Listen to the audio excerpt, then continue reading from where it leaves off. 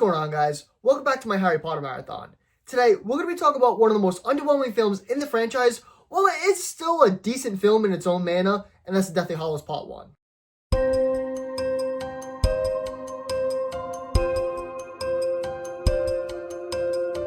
When it comes to the story, it can be a bit of a slow burn during that elongated middle chunk, but the first and last acts truly make up for it. From the very beginning, it establishes that it's going to continue its dark tone, coupled with a lot more risks. Just within the first 20 minutes, there's already a near to equal amount of deaths compared to the entire series. This film can be easily seen as an anxiety-driven mystery adventure tale, where tension is shown into every single scene, even during the conversations. The film constantly instills a sense of danger, keeping you on the edge of your seat at all times. Before I delve into the negatives of the story, let me highlight one of the biggest positives of this film, and even the last two. Unlike many film franchises, the Harry Potter series maintains consistency and intrigue all throughout.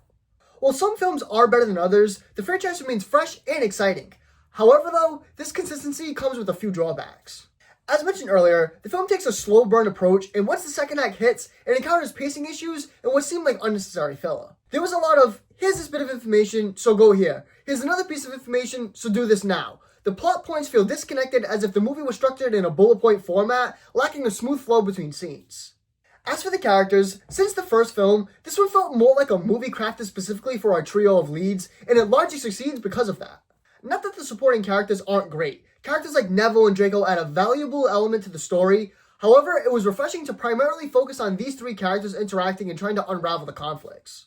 It's practically inevitable to say at this point, but in this film, Radcliffe, Watson, and Grint truly showcase their remarkable acting skills. Since Prisoner of Azkaban, their performances have improved significantly, especially in terms of their chemistry. By this film, they feel like a seasoned actors delivering powerful and dramatic performances. There are moments where their interactions stall out a bit, but the conflict between the three leads is just enough to refresh the narrative and maintain the tension that's already present.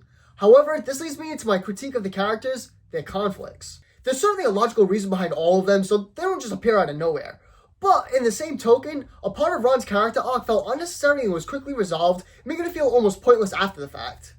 Now, moving on to the script, I found it to be significantly stronger and sharper compared to the Half-Blood Prince. There are some truly excellent pieces of banter between our three leads, creating powerful and dramatic moments. The film still attempted to incorporate some comedy, but I believe it was better balanced this time around.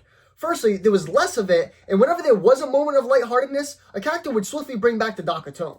Lastly, I must mention the cinematography as always. Like the characters, the camera work improves with each film. The shot selections and color palette are more refined, creating a sense of emptiness and enhancing the overall tone. As far as I can remember, I think this is the first film to primarily be set outside of Hogwarts, and it pays off by expanding the scope of the world.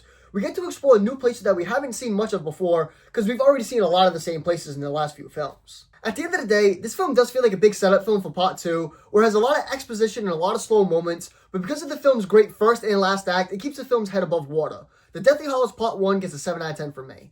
Let me know what you think about Part 1 in the comments below, and stay tuned for Part 2 coming up next.